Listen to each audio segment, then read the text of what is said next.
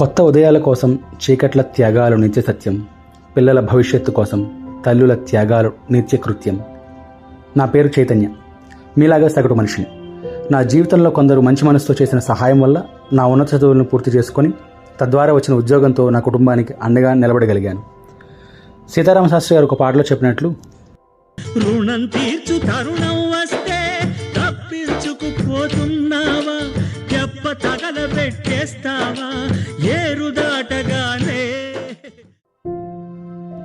అనే ఈ మాటల స్ఫూర్తితో మరింతమంది చదువులకి నా వంతు సహాయపడి నాకు సహాయం చేసిన వారి రుణం తీర్చుకోవాలి అనే సదాలోచన నన్ను నా మిత్రుడు స్థాపించిన విఫ్రెంట్ ఫౌండేషన్ వైపు అడుగులు వేయించింది.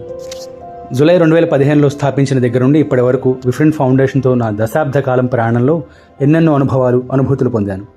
2015లో ఫౌండేషన్ స్థాపించిన దగ్గర నుంచి నేటి వరకు ప్రతి అడుగు ప్రతి మలుపు అనుభవపూర్వకంగా తెలుసుకుంటూ నేర్చుకుంటూ మమ్మల్ని మేము సన్మార్గం దిశవైపు మలుచుకుంటూ కలిసి ప్రయాణిస్తున్నాం.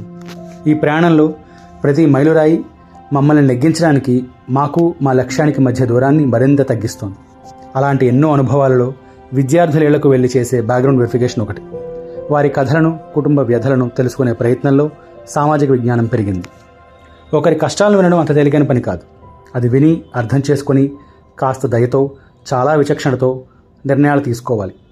అలా తీసుకునే నిర్ణయాలు కొన్నిసార్లు కొంతమందికి అసంతృప్తి కలిగించినా సంస్థకి కట్టుబడిన విలువలను పాటించే ప్రక్రియలో తప్పటడుగులు పడకూడదనే బలమైన ఆలోచన మమ్మల్ని నిత్యం వెంటాడుతూనే ఉంటుంది.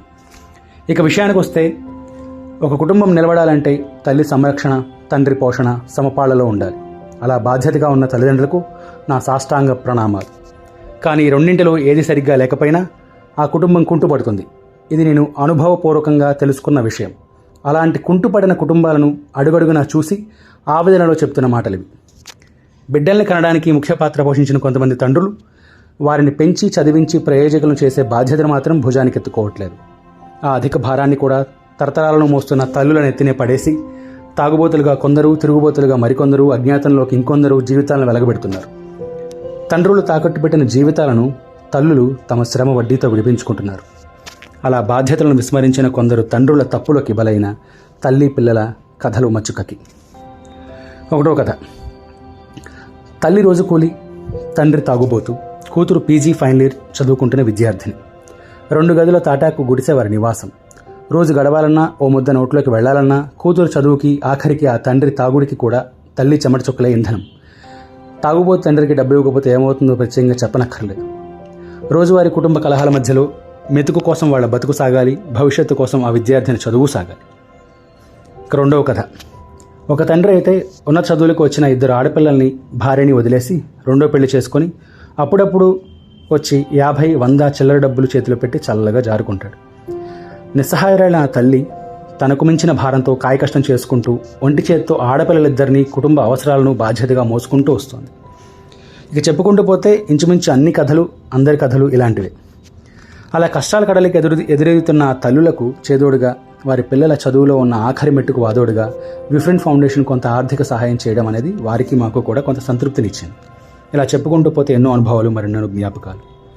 2015లో ఒక్కడి ఆలోచన నుండి పుట్టిన మా విఫ్రెంట్ ఫౌండేషన్ అనే విత్తనం మొక్కగా ఎదిగి 2026 ఏప్రిల్ నాటికి 200 మంది పైగా సభ్యులు వారి కష్టార్జితం నుంచి నెలనెలా ఇచ్చే ₹100 ఆర్థిక సహాయం మరియు సమిష్టి సహకారంతో 252 మంది విద్యార్థుల చదువుల ఆఖరి మెట్టుకు ₹26,52,347 నిధుల్ని వారి ఫీజుల కోసం ఉపయోగించగలిగింది. అందులో కొందరు విద్యార్థులు వారికి ఉద్యోగం వచ్చాక తిరిగి ఫౌండేషన్లో సభ్యులుగా చేరి వారిలాంటి కొంతమంది విద్యార్థుల చదువుకు ఉపయోగపడాలని ప్రతి నెల వారి జీతం నుంచి ₹100 సహాయం చేస్తూ వారి కృతజ్ఞతను చాటుకున్నారు. ఇదొక గొప్ప సామాజిక స్పృహ. ఇదే స్ఫూర్తితో, సభ్యులందరి సహకారంతో మరెంతో మంది విద్యార్థుల చదువులకు ఉపయోగపడి నీడనిచ్చే అతిపెద్ద మ్రాణుల విఫ్రెంట్ ఫౌండేషన్ సంస్థ ఒక వ్యవస్థగా ఎదగాలి అనేది మా అందరి సంకల్పం. మాతో, మా ఆలోచనలతో కలిసి నడవాలనుకునే వారందరికీ ఇదే మా ఆహ్వానం. ఒంటరిగా సాధించలేనిది అందరం ఒకటే సాధించవచ్చు. సాధనాత్ సాధ్యతే సర్వం. ఇట్లు మీ చైతన్యం.